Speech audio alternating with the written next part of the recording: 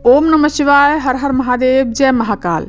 दोस्तों, 10वीं तिथि का बहुत सुंदर सा उपाय पूज्य गुरुदेव की कथा सुन करके और समझ करके मैं बताने जा रही हूँ। दोस्तों, अगर आपका कोई कार्य अटक रहा है, काफी समय से आप प्रयास कर रहे हैं, वो कार्य आपका हो ही नहीं रहा है, बहुत समस्या जा रही है या बहुत कष्ट आ गए हैं और बहुत परेशानी आपको झेलनी पड़ रही है, दुख बहुत झेलने पड़ रहे हैं, तो आपको ये उपाय जरूर करना चाहिए। मात्र 1 बूंद शहद का उपाय है।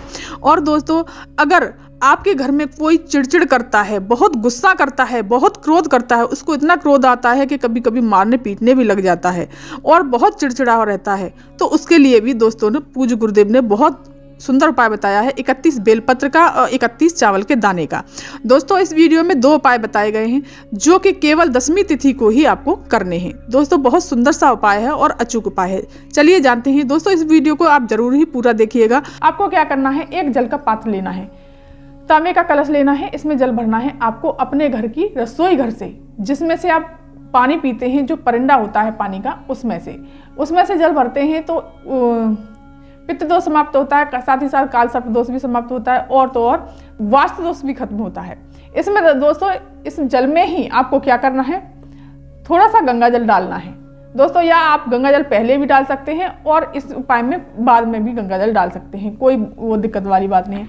और दोस्तों, ये शहद बताया है पूज्य गुरुदेव ने, शहद भी इसमें डालना है। इस तरह से आपको शहद डाल करके और गंगा जल डाल करके सीधे पहुंच जाना है।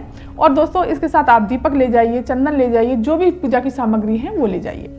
सीधे पहुंच जाना है देवाधिदेव महादेव के शिव मंदिर पहुंच करके उत्तर दिशा की तरफ मुख करके खड़े हो जाना है, जैसे कि मैं बैठी हूँ उत्तर दिशा की तरफ। और वहां पहुंच करके आपको सबसे पहले क्या करना है, ये जल का पात्र जो है शिवलिंग पर समर्पित करना है।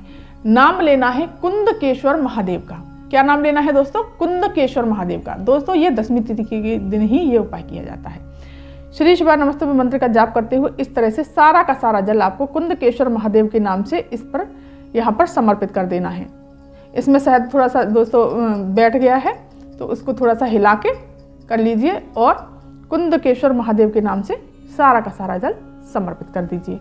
फिर आपको चंदन दोस्तों शिवलिंग पर त्रिपुंड बनाना है, चाहे सादा उंगलियां फिरा दीजिए, नहीं तो चंदन ले गए हैं तो चंदन भी इस तरह से लगा दीजिए, लेकिन उंगली के नाखून नहीं लगने चाहिए दोस्तों, 3 उंगलियों से ही चंदन लगाया जाता है। और फिर आपको चावल समर्पित कर देने हैं, मीठा लेकर के गए हैं, मीठा समर्पित कर देना है। अगर बेलपत्री लेकर के गए हैं तो बेलपत्री इस प्रकार से इस पर चंदन लगा करके बेलपत्री पर और इस तरह से पकड़ के कुंदकेश्वर महादेव के नाम से इस तरह से समर्पित कर देनी है। एक दीप लगा देना है दोस्तों, इस प्रकार से दीप लगा करके और भोलेनाथ के सामने बैठ जाना है, उनके समक्ष बैठ करके थोड़ी देर वहाँ बैठना है दोस्तों। और पुष्प लेकर के गए हैं तो पुष्प समर्पित कर दीजिए, जो भी सामग्री समी पत्र लेकर के गए हैं समी पत्र समर्पित कर दीजिए। और वहाँ पर बैठ करके भोलेनाथ से प्रार्थना करनी है, बाबा मेरा ये काम है, काफ़ी समय से मैं प्रयास कर रहा हूँ, मेरा वो काम पूरा ही नहीं हो रहा। तो पूज्य गुरुदेव कहते हैं मात्र 8 दिन में आपका काम जरूर पूरा हो जाएगा। तो दोस्तों, ये तो बहुत सुंदर सा उपाय है, इसको आप 10वीं तिथि के दिन जरूर करिएगा। चलिए जानते हैं दोस्तों दूसरा उपाय दोस्तों किस चीज के लिए है। दूसरा उपाय बताया है पूज्य गुरुदेव ने बहुत सुंदर सा, जो आपके घर के सदस्य हैं या बच्चे हैं या आपके घर के आदमी हैं या औरतें हैं जो काफी चिड़चिड़ करते हैं, बहुत क्रोध आता है उनको, काफी गुस्सा आता है, तो उसके लिए बहुत सुंदर सा उपाय बताया है। ये भी दोस्तों 10वीं तिथि के दिन ही करना होता है। तो आपको क्या करना है दोस्तों, तांबे का कलश लेना है, इसमें जल भरना है आपको अपने घर से, अपने रसोई के परिंदे से जिसमें जल पीते हैं। इसमें दोस्तों पहले गंगा जल डालिएगा, फिर उसके बाद में आपको जल डालना है। पूज्य गुरुदेव का कहना है कि अगर पहले गंगा जल डालते हैं उसके बाद जल डालते हैं तो पूरा जल का लोटा जो है गंगा जल का बन जाता है, पूरा जल गंगा जल हो जाता है। और साथ ही साथ इसके साथ लेने हैं दोस्तों 31 बेलपत्र। दोस्तों, कितने बेलपत्र लेने हैं? 31। और 31 ही चावल के आखा दाने लेने हैं दोस्तों। इस तरह से बिल्कुल साफ सुथरे, बिल्कुल आखा चावल होने चाहिए, एक भी टूटा नहीं होना चाहिए। भोलेनाथ पर टूटी चीज समर्पित नहीं होती, खंडित चीज समर्पित नहीं होती। और इसी प्रकार से आपको बेलपत्र लेने हैं, बिल्कुल साफ सुथरा, कटी फटी बेलपत्र नहीं होनी चाहिए दोस्तों, बिल्कुल भी एकदम साफ सुथरी सुंदर सी बेलपत्री होनी चाहिए। इस तरह से बेलपत्री ले लेनी है 31 आपको। चंदन ले लीजिए और धूप, दीप, इत्र, जो भी सामग्री पूजा की ले जाना चाहते हैं वो ले लीजिए। उसके पश्चात आपको पहुंच जाना है देवादिदेव महादेव के शिव मंदिर। शिव मंदिर पहुंच करके आपको उत्तर दिशा की तरफ मुख करके खड़े होना है। उत्तर दिशा की तरफ पूज्य गुरुदेव इसलिए कहते हैं क्योंकि उत्तर दिशा की तरफ हम मुख करके खड़े होते हैं और या उपाय करते हैं, कोई भी जल भी चढ़ाते हैं, कोई भी कामना करते हैं, वो हमारी महादेव जल्दी सुनते हैं और वो कामना हमारी शीघ्र से शीघ्र पूरी होती है। तो आपको जल लेकर के जाना है। इसमें थोड़ा सा मीठा डाल लेती हूँ दोस्तों, मैं हमेशा जल में मीठा जरूर डाल के ले जाती हूँ, खाली जल में कभी नहीं ले जाती।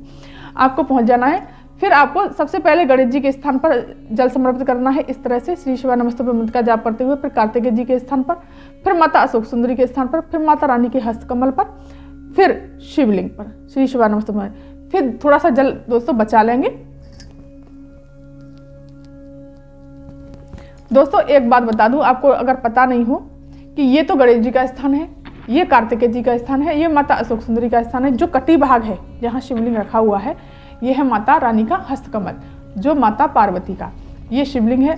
और दोस्तों पूरी जलाधारी में, पूरे शिवलिंग में महादेव का पूरा परिवार समाया हुआ है। दोस्तों शिवलिंग अगर डमरू वाली है तो खड़े होकर जल समर्पित किया जाता है, अगर नीचे रखी हुई शिवलिंग है तो बैठकर जल समर्पित किया जाता है। फिर आप चलते हैं दोस्तों। फिर क्या करना है आपको, जो चंदन लेकर के गए हैं आपको वो चंदन सबसे पहले गणेश जी के स्थान पर लगा दीजिए, कार्तिकेय जी के स्थान पर, माता अशोक सुंदरी के स्थान पर, फिर माता रानी के हस्तकमल पर।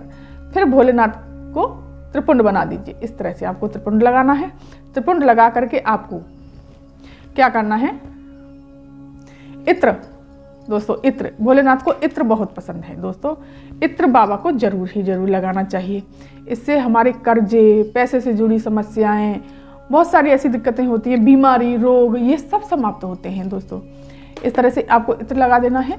और जो 31 बेलपत्री लेकर के गए हैं आप दोस्तों, 31 बेलपत्री ले जानी है। इस पर जो 31 चावल के दाने ले गए हैं, आखा दान चावल का दाना, इस प्रकार से आपको इस पर रखना है, एक चावल का दाना इस तरह से। और बेलपत्री का मुख अपनी तरफ और डंडी का मुख जलाधारी की तरफ, इस तरह से आपको शिवलिंग पर समर्पित करते जाना है। श्रंभेश्वर महादेव का नाम स्मरण करके, कौन सा नाम लेना है दोस्तों, श्रंभेश्वर महादेव का। फिर आपको बेलपत्री लेनी है और इस पर भी एक आखा चावल का दाना रखना है। और फिर आपको ये बेलपत्र भी श्रंभेश्वर महादेव का नाम स्मरण करके समर्पित कर देना है। और दोस्तों जिस व्यक्ति को क्रोध आता है, बहुत चिड़चिड़ करता है, बहुत ज्यादा क्रोध करता है, गुस्सा करता है, घर में कलह मचा रखी है उस इंसान ने, उसका नाम और गोत्र भी बोलना है दोस्तों। इस प्रकार से आपको 31 बेलपत्र कितने समर्पित करने हैं दोस्तों, 31। अभी मेरे पास दोस्तों 3 बेलपत्री हैं तो मैं 3 बेलपत्री से करके दिखा रही हूँ, लेकिन आपको 31 बेलपत्री समर्पित करनी है चावल का दाना रख के, और श्रंभेश्वर महादेव का नाम स्मरण करके, और उस व्यक्ति का नाम और गोत्र बोल देना है।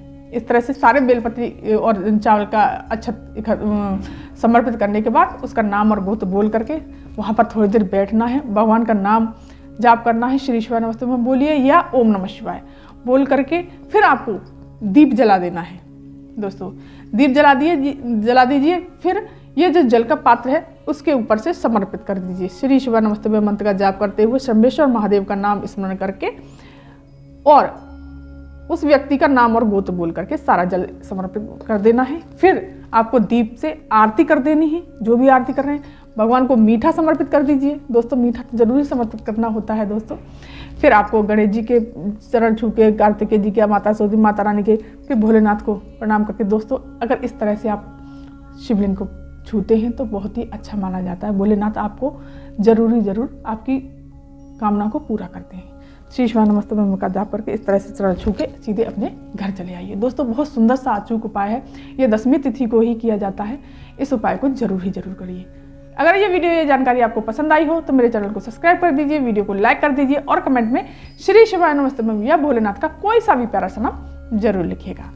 धन्यवाद। भोला सब दुख काटो म्हारा, ओ भोला सब दुख काटो म्हारा।